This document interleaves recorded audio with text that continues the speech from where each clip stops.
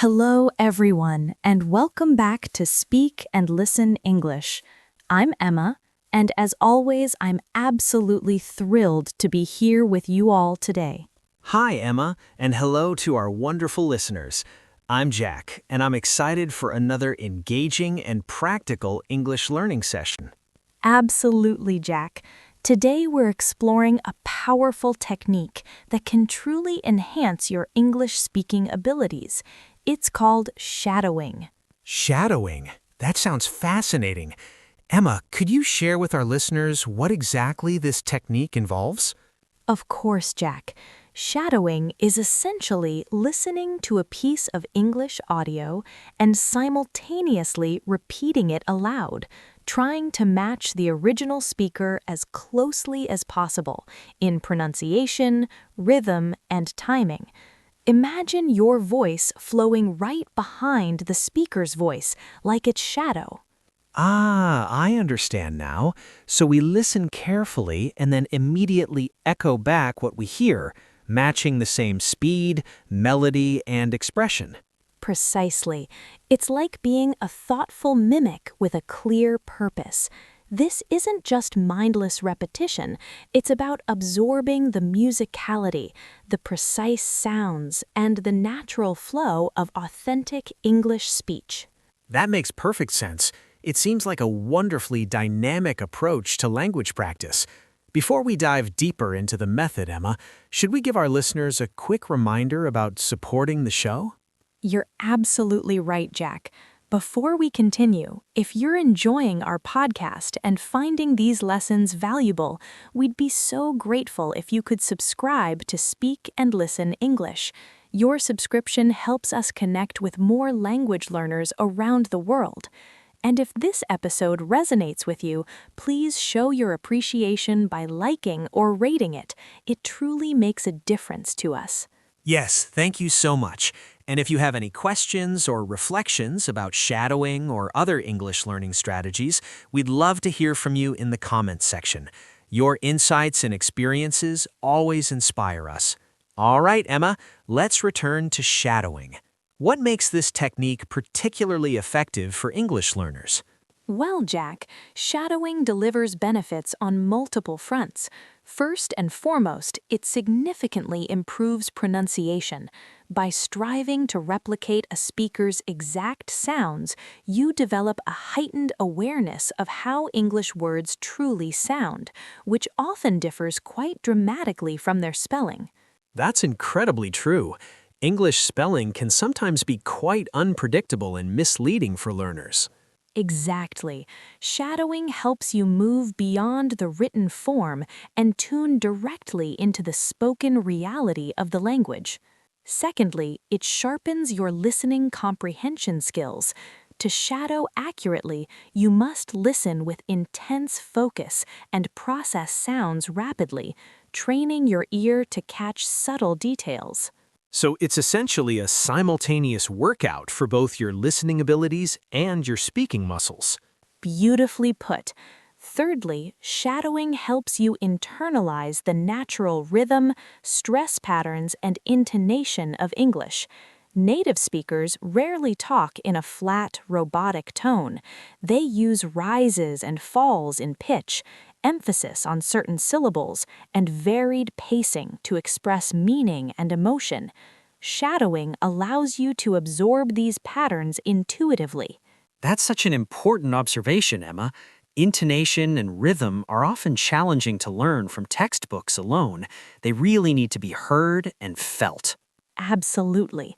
And finally, consistent shadowing practice builds fluency. By repeatedly speaking alongside a fluent speaker, you train your mouth and brain to form English phrases more automatically, reducing hesitation and creating smoother, more confident speech. Wow, shadowing really does offer comprehensive benefits. So how can our listeners begin practicing this technique themselves? What should their first steps be? The very first step is selecting appropriate audio material to shadow. Ideally, choose content that matches your current level or is just slightly challenging. If the material is too advanced, it may lead to frustration rather than progress. What types of audio would you recommend for beginners, Emma? There are many excellent options. Short podcasts created specifically for English learners are ideal because presenters typically speak clearly and at a manageable pace. You might also use brief clips from English language films or television programs featuring speakers with crisp, understandable pronunciation. Audiobooks can work wonderfully too, especially when you have access to the written text to follow along. Having the transcript available does sound extremely helpful, particularly when you're new to shadowing. It really is. With a transcript, you can read along as you listen and shadow, which strengthens the connection between written words and their actual sounds. It also helps you catch any words or phrases you might have missed during listening. So, step 1, find suitable audio material, preferably with a transcript available. What comes next?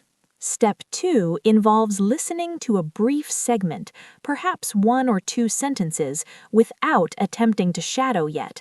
Just focus on understanding the general meaning and getting comfortable with the speaker's voice and pace. I see. So we take a moment to absorb the content before jumping into repetition. That seems like a smart approach. Exactly.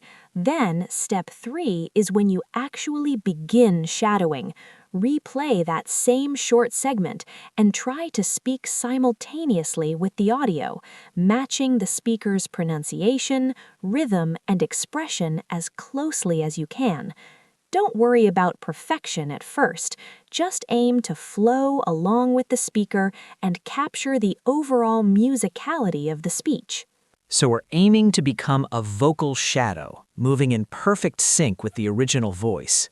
That's a perfect description. Step 4 is repetition. Return to that same short segment multiple times. With each repetition, you'll likely notice new details, the way certain consonants are softened, how words connect in natural speech, or subtle changes in pitch you hadn't caught before. This repeated exposure is where real learning happens. Absolutely. Repetition truly is the mother of skill, especially in language acquisition. Then step 5 would be gradually expanding the length of what you shadow, moving from single sentences to longer phrases and eventually full paragraphs as your confidence grows. Exactly right. This gradual progression builds both skill and self-assurance. Step 6 involves recording your own shadowing attempts and comparing them to the original audio. That takes courage. Many people feel uncomfortable hearing their own voice recorded. It can feel awkward at first, but it's remarkably valuable. When you listen back, you might discover pronunciation habits or intonation patterns you weren't consciously aware of, giving you precise areas to improve. And remember, these recordings are for your eyes and ears only. No one else needs to hear them. That's reassuring. It becomes a personal feedback tool rather than something to feel judged about. Precisely. And the 7th and final step is perhaps the most important. Practice with patience and persistence. Shadowing is a skill that develops gradually.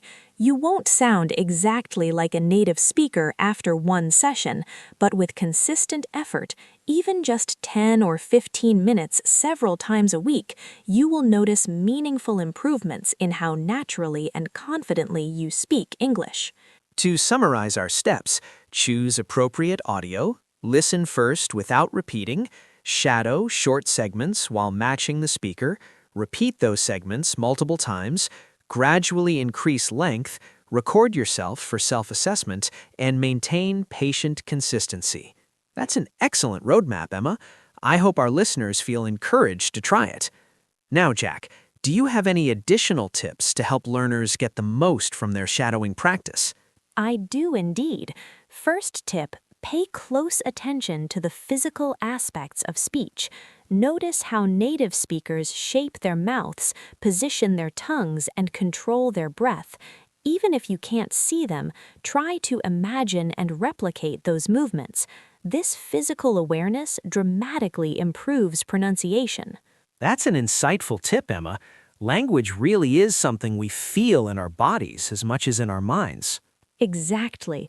Second tip, when you're beginning, don't get stuck trying to understand every single word. Early shadowing is primarily training your ear and mouth to work together. You can always look up unfamiliar vocabulary after your practice session. Keeping the flow interrupted is more important at this stage. That's so important. Many learners pause or hesitate when they encounter an unknown word, which breaks the rhythm. It's far better to keep moving with the audio and address comprehension questions afterward. Absolutely. Third tip, explore different audio sources. Try educational podcasts, news broadcasts, casual interviews, audiobooks with expressive narrators, or even carefully selected